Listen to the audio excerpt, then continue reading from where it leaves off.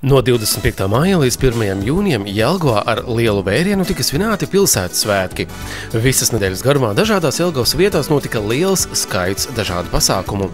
Šī gada svētku moto bija "Ieraugi Jelgavu krāsās", un tas īpaši bija redzams svētku gājienā. Jelgavnieku sejās un acīs es redzēju prieku par to, ka viņi piedalās un rāda savu ieguldījumu pilsētā un rāda kopīgo sajūtu, kopīgo prieka sajūtu par pilsētas izaugsmu. Jelgavā ir realizēti vairāki lieli projekti, kas ienesuši pilnīgi jaunu pilsētas centrālās daļas koncepciju, radījuši iedzīvotājiem, turistiem un biznesa attīstībai labvēlīgu un atvērtu vidi. Noteikti daudzi jau ir izstaigājuši Jāņa Čakstes bulvāri un pārgājuši pāri Mītavas tiltam, novērtējuši 2 līmeņu promenādi Driekstes krastā, skatu laukumu soliņus un ir pabeigta Lielās ielas rekonstrukcija. Šogad mēs atkal atgriezāmies gājienu maršrutā, kas mums tradicionāli bijis par Lielo ielu.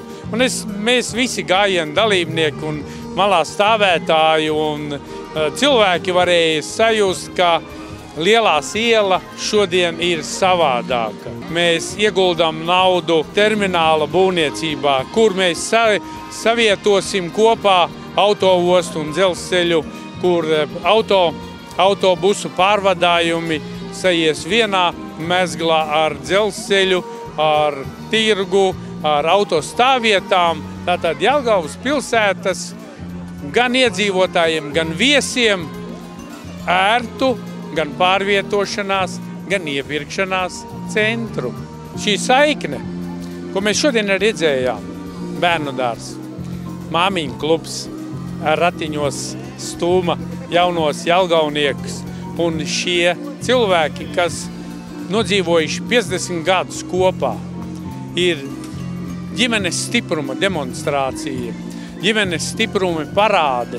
Un tas ir kā mācību stunda mums, ka ģimenes stiprums, tas ir tas spēks, kas mums iekšā ir, varbūt tās mazliet ir palicis novārtā, un mums pie tā jāatgriežās, jo mēs skatāmies, ka mums par maz dzimst jauno jelgavnieku, kaut gan dzimst daudz, bet par maz. Cilvēks gatavs veidot kuplu ģimeni, ja jūtas drošs pilsētā, kurā dzīvo, ja jūt, ka par viņu un viņa ģimeni rūpējas.